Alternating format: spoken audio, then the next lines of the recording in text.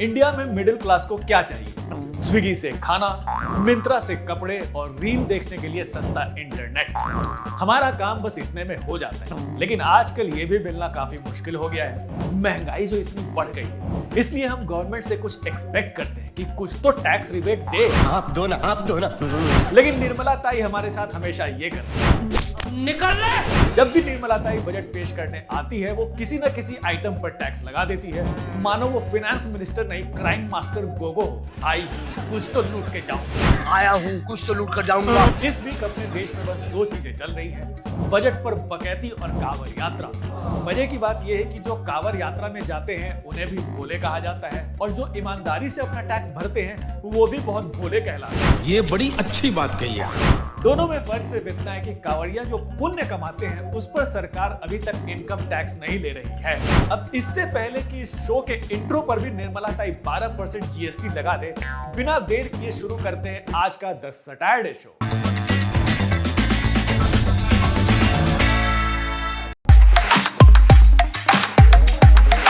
इस वीक बड़ा ब्लंडर हुआ नहीं, बल्कि बकायदा पेश किया गया है।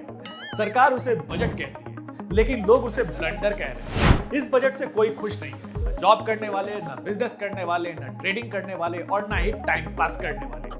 सरकार ने नए टैक्स रिजिम में कुछ चेंजेस जरूर किए हैं और स्टैंडर्ड डिडक्शन बढ़ा दिया है, जिससे टैक्स पेयर को साल में 17,500 का मुनाफा हो। क्या कीजिएगा इस धनराशि का? इस बात से टैक्स पेयर थोड़े खुश हुए थे, बट मैडम मिनिस्टर ने कैपिटल गेन पे टैक्स बढ़ा दिया। मतलब शेयर बेचने पे जो थोड़ी बहुत प्रॉफिट मिलती है उस पे मोर टैक्स। मतलब उधर जो पैसा बचा वो इधर चला गया। हमको मारो, हमको जिंदा मत छोड़ो सालो। मोदी जी प्रधानमंत्री बनने से पहले कहते थे कि विदेश से काला धन लाकर टैक्स पेयर को देंगे। विदेश से जो काला धन वापस लाएंगे उसमें से कुछ परसेंटेज ये जो रेगुलर सैलरी वाले लोग इनकम टैक्स भरते हैं ना, उनको इनाम के रूप में वापस देंगे। अब उनकी ही सरकार टैक्स पेयर की बैंड बजा रही है और वो सबको ये कह रहे हैं, आप लोग रोना बंद कीजिए, मेरे तक आवाज आ रही है। इस बजट से बस दो लोग खुश हुए, नायडू जी और नीतीश जी। यस, सरकार ने कोलेशन धर्म का पालन किया और बिहार एंड आंध्र प्रदेश को स्पेशल पैकेज दिया, जिससे नायडू जी और नीतीश जी की खुशी का ठिकाना नहीं।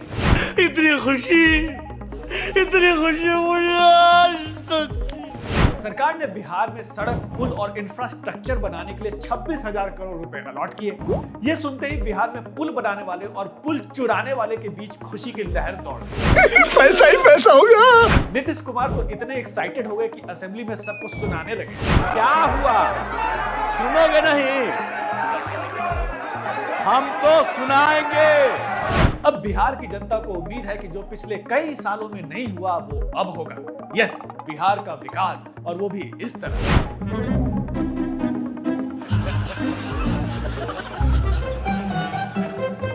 पर इस बजट में काफी डिस्क्रिमिनेशन भी हुआ है। अब बिहार और आंध्रा को अंधा पैसा मिला है, लेकिन मध्य प्रदेश को क्या मिला? ओ भैया धोखा। बताइए। जबकि एमपी ने बीजेपी को इस इलेक्शन में सबसे ज्यादा सीट जितवाई है। ये कैसा भेदभाव है भैया? वहाँ की पब्लिक ये कह रही है, ये बिक गई है गवर्नमेंट। वैसा ही हाल यूपी वालों का भी हुआ। यूपी वालों ने बीजेपी के साथ इस इलेक्शन में धोखा कर दिया, तो सरकार ने इसका बदला बजट में उन्हें ठेंगा दिखा के निकाल दिया। ये तो साला होना ही था।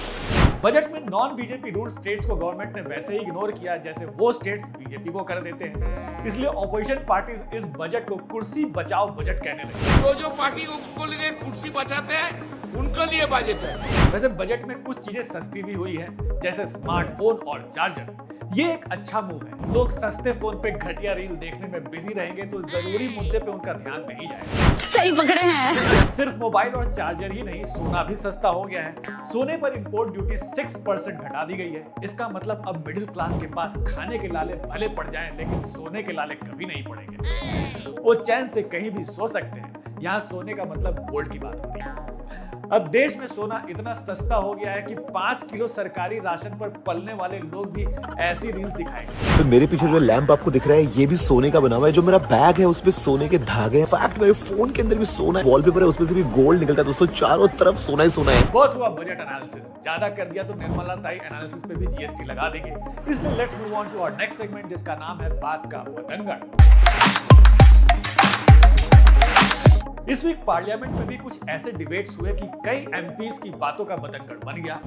बजट सेशन में टीएमसी सांसद अभिषेक बैनर्जी ने डीमोनेटाइजेशन की याद दिलाई तो लोकसभा स्पीकर ओम बिरला ने ये कहा, माननीय सदस्य आप वर्तमान बजट पे बोले 2016 के बाद तो 2019 इस पर अभिषेक बैनर्जी ने जवाब दिया कि कोई नेहरू की बात करता है तो आप कुछ नहीं बोलते। कोई 60 साल पहले जवाहरलाल नेहरू का बात करेगा, दूसरे नेताओं का बात करेगा, तब आप कुछ नहीं बोलेंगे। अरे बाप रे, ये तो धोती खोल रहा है। वैसे अभिषेक बैनर्जी सही बोल रहे हैं, लेकिन मैं ओम बिरला जी के साथ हूँ। कौन याद करना चाहेगा वो टफ टाइम जब लोग सब काम धंधा छोड़कर लाइन में खड़े हो गए। मुझे तो उस वक्त का बस एक ही चेहरा याद आता है। ओम बिरला जी के साथ खड़े होने की एक और वजह है, अभी ऑपोजिशन के एमपीज उन पर भेदभाव करने का आरोप लगा रहे हैं और कुछ दिन पहले सरकार के गृह मंत्री अमित शाह उल्टा आरोप लगा रहे थे। आप एक तरफा नियमों के ऊपर जाकर उनको रियायत दे रहे हो माननीय। Feeling bad and feeling sad for Birla ji. उनका तो ये हाल है। हम कोई मंदिर का घंटा है कि कोई भी आके बजा जाता है। सही बात है, माननीय माननीय बोल के लोग जान निकालते हैं।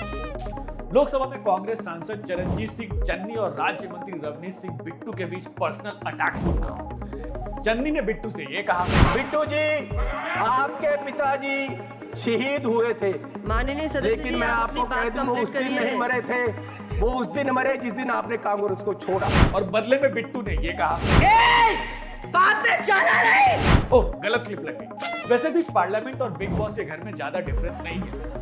सिर्फ लोकसभा में नहीं, राज्यसभा में भी पंगे हो रहे हैं। राज्यसभा स्पीकर जयदीप धनखड़ जी कहते हैं, why should Birla ji have all the fun. Lok Sabha में बाप की बात हो रही थी तो राज्यसभा में माता जी की बात होने लगी।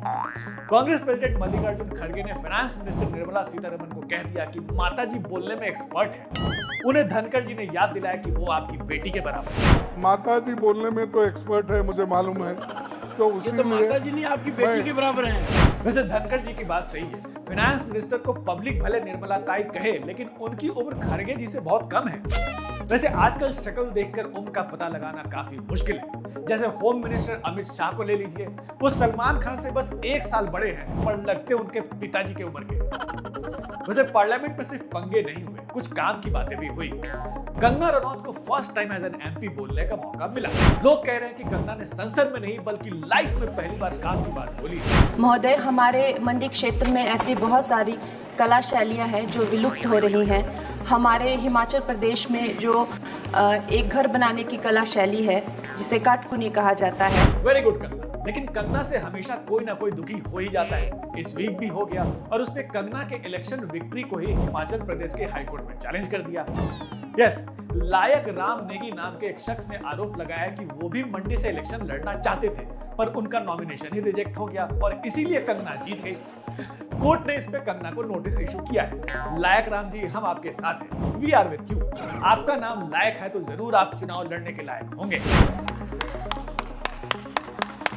वैसे इस वीक जिसकी बात का सबसे ज्यादा बतंगड़ बना वो थे हमारे बिहार के chief minister Nitish Kumar ji. Budget में इतना पैसा मिल गया फिर भी इनको चैन नहीं है। बिहार असेंबली में रिजर्वेशन के इशू पर जब एक आरजेडी महिला एमएलए ने उनसे जवाब मांगा तो नीतीश जी ने ये कहा, अरे महिला हो, कुछ जानती नहीं हो, चुप रहिए। नीतीश जी भी पता नहीं किस दुनिया में रहते हैं। 2024 में रहकर ऐसे सेक्सिस्ट रिमार्क। नीतीश जी वो स्त्री है, वो सब जानती है। मूविंग ऑन, यूपी में कांवड़ यात्रा पे ईटरीज के शॉप पर ओनर के नाम को डिस्प्ले करने वाले ऑर्डर पर लास्ट वीक सुप्रीम कोर्ट ने इंटरिम स्टे लगा दिया था। पर इस वीक गवर्नमेंट ने कोर्ट को बताया कि पीसफुल कांवड़ यात्रा के लिए ये जरूरी है। बात तो सही है, कांवरियास को वैसे भी पीस काफी पसंद है। उनकी बात को अगर कोई पीसफुली नहीं सुनता तो वो उसका पीस पीस कर देते हैं। ये देखिए,